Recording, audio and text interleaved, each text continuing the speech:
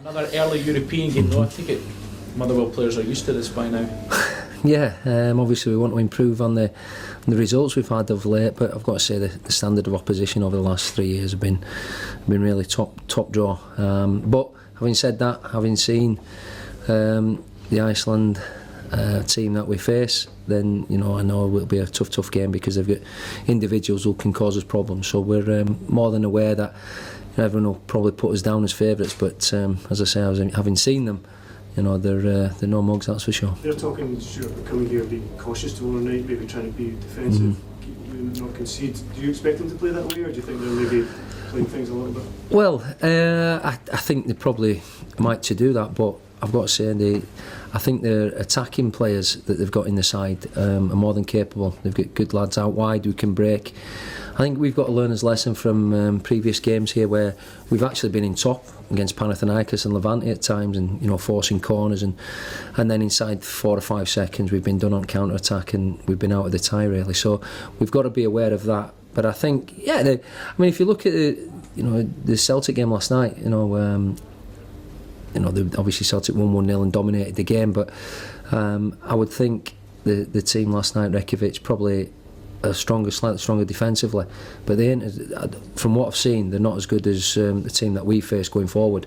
I think Stjarnan are top scorers in the league, and certainly do possess a threat. So whether they want to sit in and look to hit us on the break, then it's part and parcel of the game, especially in European football. Did St Johnstone set the benchmark last season in terms of being able to beat a team in their first game against a side who have been playing half a season already?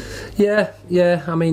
Again, I watched the game, the top of the table clash on Sunday, and it was both two fit sides that played, a lot of energy, good football. It ended up 2 each, and it was a good game. So naturally, match fitness wise, they're further ahead than us, but hopefully that won't be a problem during the 90 minutes. Our lads have worked hard, for the last 3 weeks.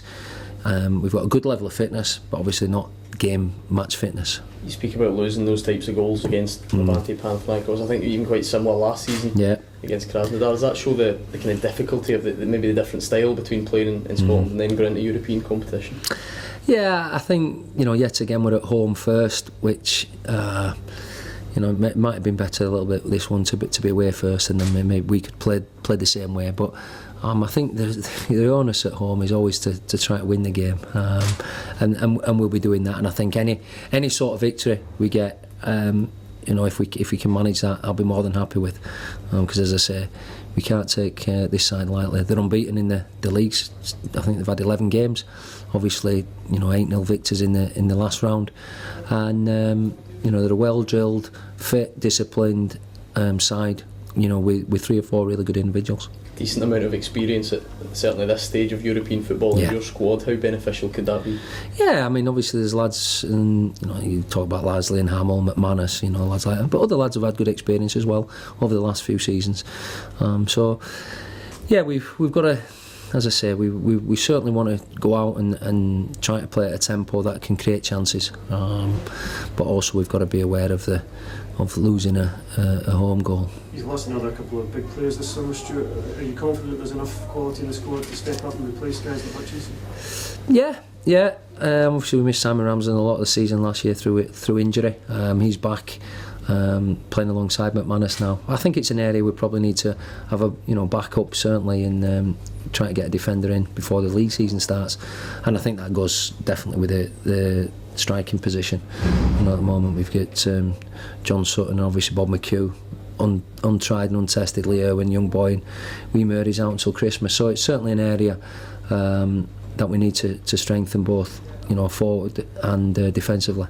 In comparison to last summer, Stuart, it's been slightly more stable personnel-wise. Does that maybe mean you're more prepared in terms of the guys that have been here and you've been able to work with them? Yeah, obviously we didn't have we've only brought 2 players in at the moment.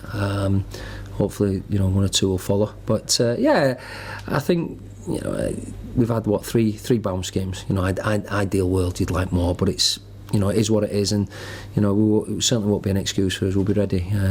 We've done his homework on them. Know an awful lot about them. But tomorrow night it'll be down to us to go and deliver what we've worked on, and hopefully we can do that.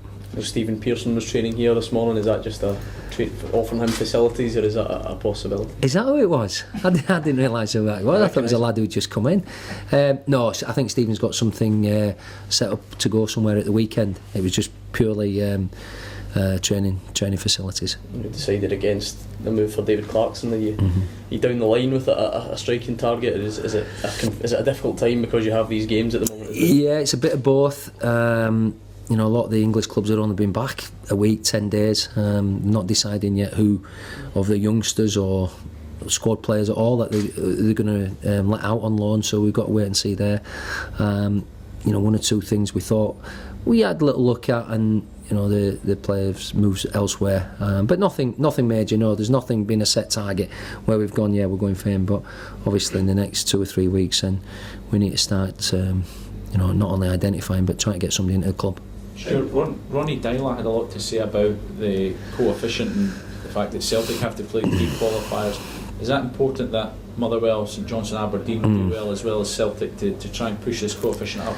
Yeah, of course it is. I mean, obviously we're primarily concerned about ourselves, and we want to get through around and give the fans something to smile about. And we've not managed to score a goal in the games. Having said that, obviously the quality of the opposition has been top rate. But yeah, of course, and it'd be nice to see St Johnstone, Aberdeen. It was a good lift for everyone last season when St Johnstone beat Rosenborg, I think it was, and did that well. So of course we wanted for the country try to get as many points, if you like, and the coefficient up. Yeah. When you factor in things like that, do we have to maybe start thinking outside the box and thinking summer football now to give a chance in Europe for teams? Yeah, possibly. I mean, I had one or two people saying, when I've sort of said we're maybe not ready yet, well, why don't you get your players back earlier? And basically we wouldn't have had a close season. You've got to think about the players. If they had, I think, 5.5 weeks off, and plus when we've come back, because we've been back early, the other teams are not back yet, and we can't even arrange bounce games with some of them. Even the English teams down south and that, we try to get games against them, but a lot of their players aren't even back for training yet. So yeah, it can be a problem, and summer football, I'm sure, is something that has been muted, has been talked about, and I think it could be a possibility, no doubt. Yeah.